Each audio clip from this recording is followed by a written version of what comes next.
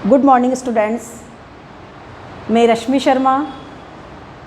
आज मैं आपको बिहारी चैप्टर पढ़ाऊंगी। मैं एमबी इंटरनेशनल स्कूल से। पार्ट 3 बिहारी।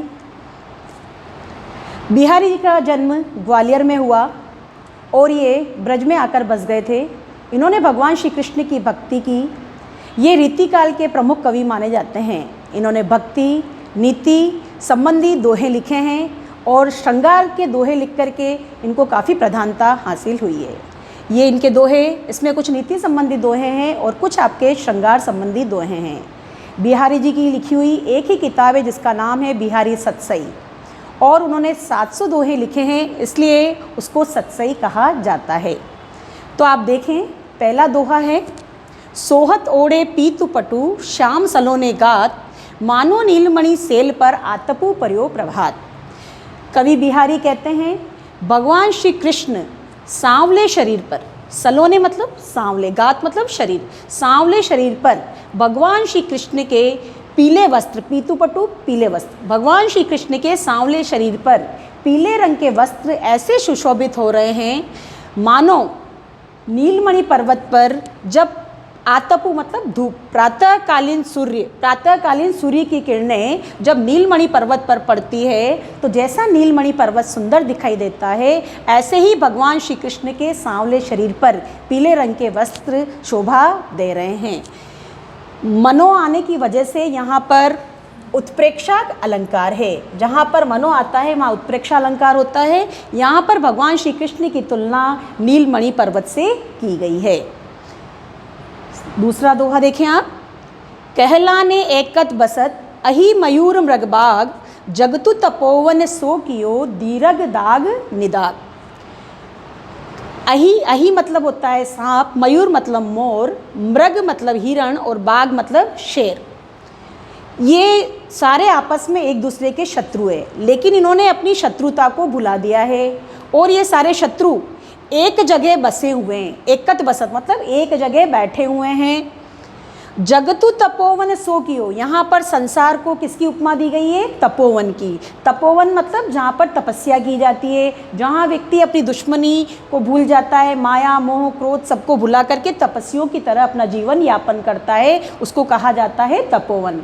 तो यहाँ पर ये शेर, मृग, बाघ और मोर, सांप, ये सब अपनी शत्रुता को भुला करके एक साथ बैठे हुए हैं। दीरग दाग निदाग, निदाग मतलब भीषण गर्मी में, प्रचंड गर्मी के अंदर, उस प्रचंड गर्मी से बचने के लिए ये सभी एक साथ अपनी शत्रुता को भुलाकर बैठे हुए हैं और ऐसा लग रहा है मानो ये संसार तपोवन बन गया है और ये बिल्कुल तपोवन के समान दिखाई देता है।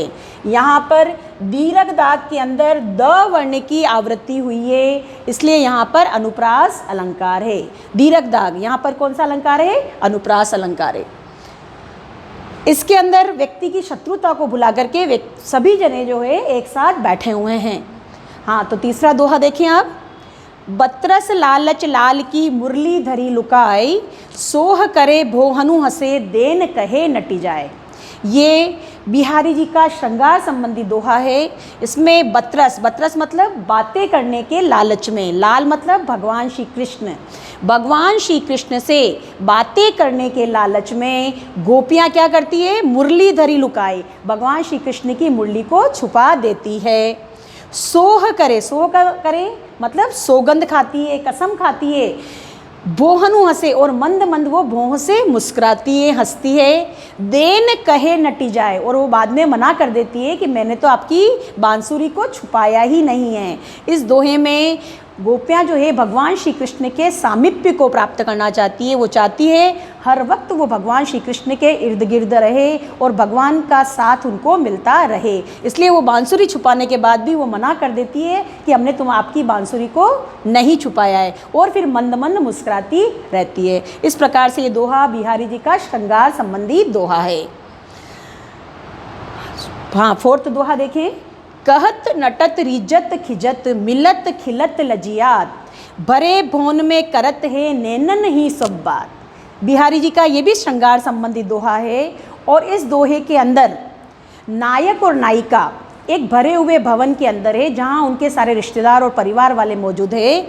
उस भरे भवन के अंदर नायक और नायिका आंखों ही आंखों से बात करते हैं ताकि किसी और को कुछ पता ना चले। और इस दोहे में नायक जो है नायिका को इशारा करता है कहीं चलने के लिए, लेकिन नायिका आंखों से ना कर देती, मना कर देती है। इस बात पर नायक उसकी बातों पर रिझ जाता है। इससे नायिका खिंचती है, मतलब चिढ़ती है। और जब दोनों के नैन मिलते हैं तो दोनों के नैन खिल उठते हैं और इस प्रकार से नायिका लजा जाती है।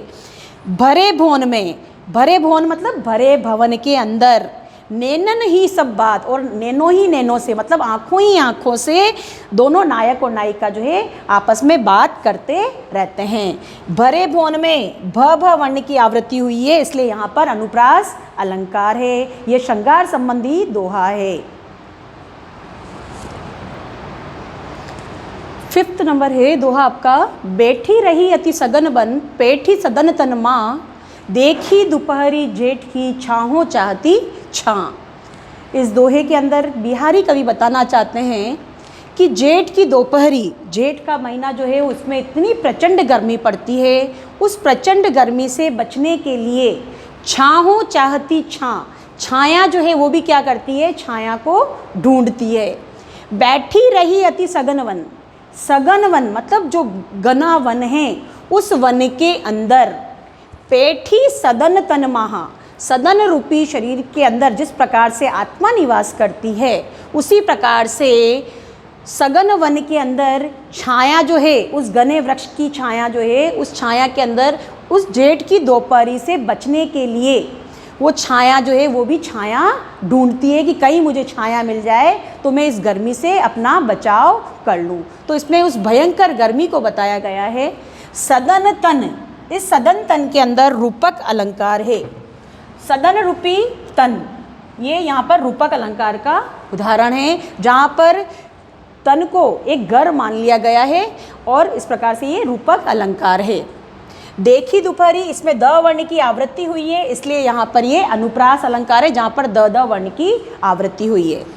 अगला दोहा है आपका, कागद पर लिखत न बनत, कहत संदेशु लजात, कहिए सबु तेरो हियो मेरे हिये की बात। ये बिहारी जी का श्रृंगार संबंधी दोहा है और इसमें तुकबंदी की गई है। आप देखिए, लिखत, बनत, कहत, ये एक तुकबंदी वाले शब्द है और इसमें नायक और नायिका के बारे में बताया गया है।